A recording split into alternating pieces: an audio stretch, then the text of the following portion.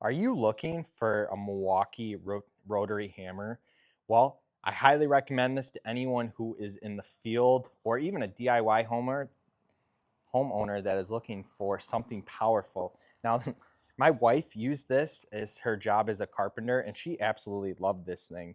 It's an inch and an eighth of an inch SDS plus rotary hammer, and I highly recommend it. What I like about it is that this handle locks in right here, so when you're drilling through something, you can position your hand easily.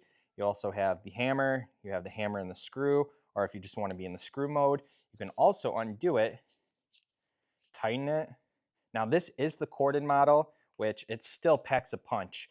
I highly recommend this to anyone who is in the market looking for a corded rotary hammer. Thanks for watching.